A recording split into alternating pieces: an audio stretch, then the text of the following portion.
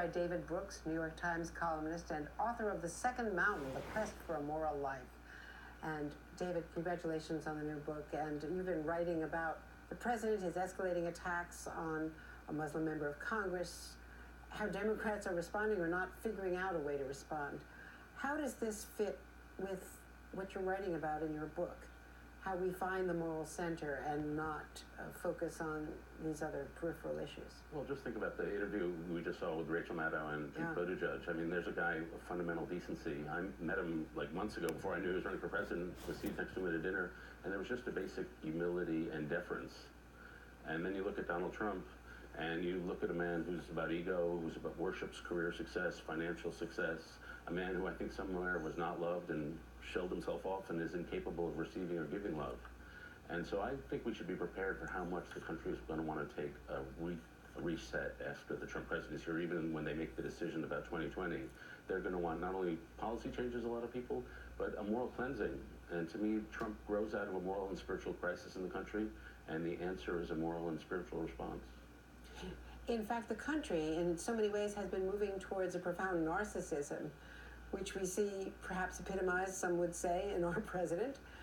But it goes beyond just this president. It's the culture and it's the political conversation. Right. We have a crisis of disconnection where we're just not close to each other. The number of people who say no one really knows them well is up. The number of people who are committing suicide is up. The number of teenagers who commit suicide is up 70% over the last several years. Distrust is up. And I get that. I've had it in my own life where I was working so hard on the job. I valued time over people and over relationships. And so I got to the place where I was mistreating my friends. And it got to a lonely place. And so what happened to me is happening to a lot of people. And I am lucky because I've got a lot of privileges. But everybody can find a way to live where you reach out to others, where you live for relationship. And it's very easy to say, I live for relationship. It's actually very hard to do, to see the people you meet on a day-to-day basis in their true complexity and depth, to speak to them out of your own depth and to be vulnerable with them. But that's the kind of bottom-up, person-by-person, relationship-by-relationship repair that I think the country's going to have to need in a time of real groaning political pain. On the sort of microscopic level, how do you reach a stage in government where you're an officer in ICE or some other bureaucracy, and you deport a man whose wife has just died serving our country in Afghanistan because he's not documented, leaving a 12-year-old child in Arizona? Now, they say they're fixing that. Yeah. They recognize the error. But how does that even happen? How do you get to the stage where that man is under deportation? It's funny, I know many people in government, many people in the Senate, and especially Republicans, who are doing things in public that they privately lament. And they have to make an individual call. Am I right to stay in this job? Am I doing more good by trying to be a reasonable voice? Or am I just sullying myself and betraying my conscience? And I find early in this administration, a lot of friends were asked to join that I knew, and they would come to me for counsel. And if I thought they were reasonable people, I would say, go in, we need decent people. But I found that if they were people I really cared about and was close to, I said, don't go in. You just can't be in a toxic situation and not get some of the toxicity on you. And we've seen that in case after case, the people who's gone in and their reputations have been soiled.